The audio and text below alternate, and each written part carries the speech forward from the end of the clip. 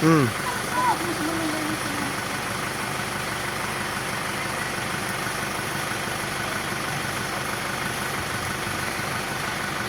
Dapat mo lahat ng mga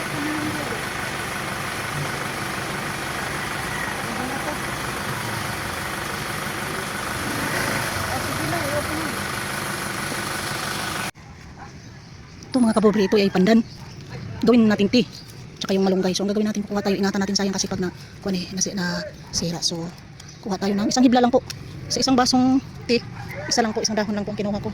Ayan, huwag natin abusuhin yung tanim natin kasi mahirap po magtanim, no? So ayan, ito yung pandan leaves. Ito. Mga kapobre, good morning. Ito yung gagawin natin. Gawa tayo ng tea. Pandan leaves mga kapobre at saka malunggay, no? Malunggay leaves, no? Tagalog sabay. Sige lang mga kapobre, no? Ito yung napaka-importante sa ating katawan mga kapobre. Gawa tayo ng inumin ngayong umaga kasi napaka-importante. Itong pandan leaves mga kapobre, napakalaking benepisyo sa ating katawan, no? Lalo na yung may mga matataas na dugo. Maganda rin to siya sa kolesterol, sa uric at saka sa ating sugar. So lalo na itong malunggay, napakaganda talaga mga kapobre. Kasi ito namang malunggay mga kapobre ay isang antibiotic. Madami ding benepisyo sa ating katawan. So ang gagawin natin mga kapobre ay ating himay-himayin. Ito, meron pa. So ayan ang mga kapobre, ilagay natin dito. So ito, ang gagawin lang natin ito, ganito lang yan, kabilis. Ito yung inumin natin ngayong umaga mga kapobre, no? Ito yung nagustuhan kong gawing kape. Hindi ko na kasi magkape mga kapobre kasi talagang nung nagkape ako isang gabi at isang araw, hindi ako nakatulog po, hilong-hilo na ako, hindi ako nakatulog dahil minom ako ng kape, no? Masarap sana ang kape kaya lang hindi nagustuhan ng aking katawan. Ang gagawin natin mga kapobre ganito lang. Huwag natin siya liit-liitin masyado, ganyan lang. Kasi anong gagawin natin dito? Ano lang ilagat natin. So mga kapobre, no? Ganyan lang. Huwag natin masyado liit-liitin. Yan, ganyan. Ubusin ko tong malunggay mga kapobre kasi maganda talaga to. Para lumasa ng gusto. Tatlong ano lang to ng malunggay. Pinitas ko lang to mga kapobre sa aking tanim.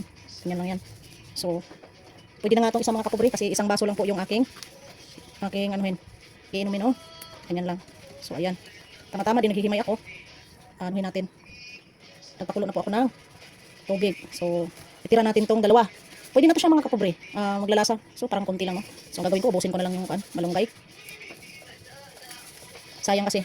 Sa market mga kapobre, sa market, ang bumili ka ng malunggay, isang ganito, 2 piso kasi pag bumili ka 5 pirasong ganito, tangkay, 10 piso na, kaya napakamahal ng malunggay, no? Kaya ako nagtanim mga kapobre. Sarili kong tanim po ito mga kapobre para lang may makapagkunan ako pag gusto ko yung malunggay kasi napaka-importante sa akin po ang malunggay. Ginagawa kong pangsahog sa isda, pangsahog sa munggo, pangsahog sa tinulan ng manok. Basta marami po akong sa malunggay. Marami akong idea kung saan ko ilalagay, no?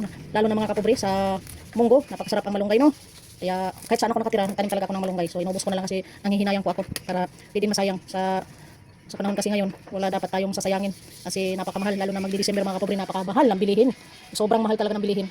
So mga kapobre, kumukulo na rin yung aking kumukulo na rin yung aking tubig na pag-anuhan nito. So ilalagay na natin mga kapobre. Ayan, kumulo na. Kumulo na po. Ayan, kumulo na, no. So ilagay na natin yung malunggay. Unahin po natin yung malunggay. Ilagay natin dyan. Tapos, ilagay din natin yung pandan leaves. Ayan. So, pakuluan lang natin saglit mga kapobre. Saglit lang po yan. Kukulo na. Madali lang po mag-ano ng yan. Tubig, no? Sabaw.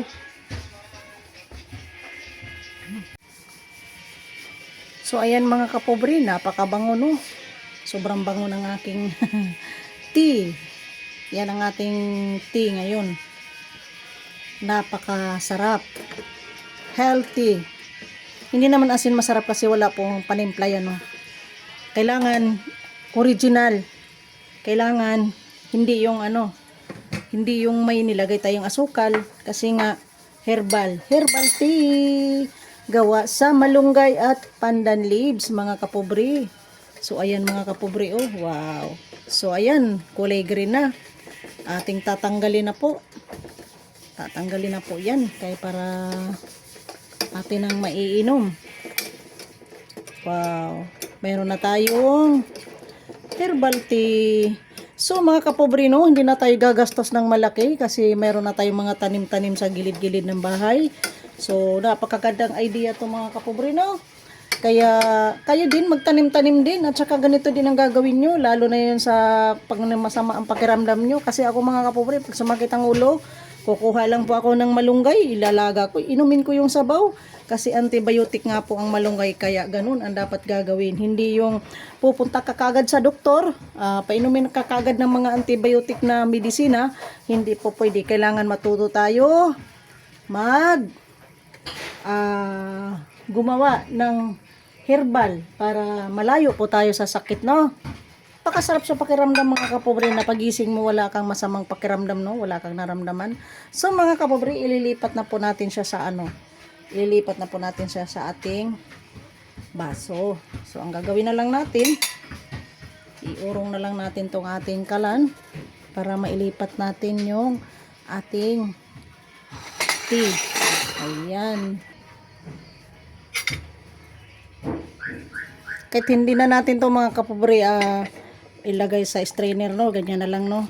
So walang problema kahit makain mo pa yung dahon ng malunggay kasi nga yan ay gamot.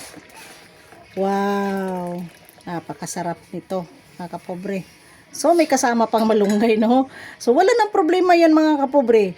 Ayan, no? So ito mga kapobre, initin ko din to mamaya. Ilagay ko muna sa rep. Para hindi masira, no? Kasi dalawang bisis ko po to iniinit para hindi masayang po yung ating malunggay at pandan, dahon ng pandan, no? So ayan mga kapobre, tapos na ang ating tea, no? So yan, napakasarap nito. So ito yung aking kape ngayong umaga. Ayan, wow. O, diba mga kapobre? O.